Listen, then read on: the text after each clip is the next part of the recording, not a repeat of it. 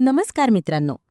Flash खबर मराठी या आपल्या आवडत्या चॅनलवर आपण पाहत आहोत या सिरियलमधील ताजी अपडेट. आजच्या विशेष कार्यक्रमात प्रमुख पाहुणे म्हणून समर राजवाडे उपस्थित होते.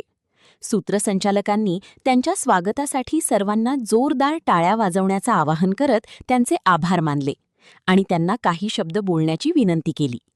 यावर समर राजवाडे म्हणाले की तुम्ही सर्वांनी मला इथे बोलावलं याबद्दल मी मनापासून आभारी आहे. मी व्यवसायाने बिझनेसमॅन असलो तरी माझा जन्म निसर्गप्रेमी कुटुंबात झाल्यामुळे लहानपणापासूनच मला निसर्गाचं महत्त्व कळलं.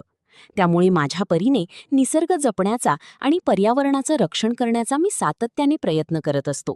ही फक्त माझी नाही तर आपणा सगळ्यांची जबाबदारी आहे.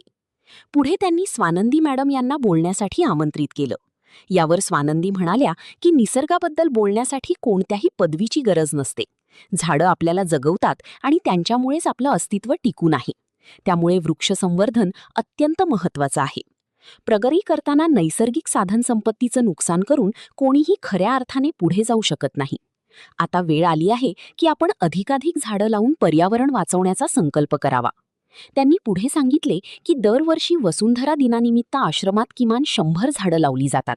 पण यावर्षी समर राजवाडे यांच्या सहकार्यामुळे 1000 झाडं लावण्याचा संकल्प करण्यात आला आहे. ही खूप मोठी आणि आनंदाची गोष्ट आहे. शेवटी समर राजवाडे म्हणाले की पृथ्वी ही आपलं घर आहे आणि जसं आपण घराची काळजी घेतो तसंच तिचंही जतन करणं आपलं कर्तव्य आहे. त्यामुळे यासाठी आभार मानण्याची गरज नाही. अशाच ताज्या आणि वेगवान अपडेटसाठी फ्लॅश खबर मराठीला नक्की सबस्क्राईब करा.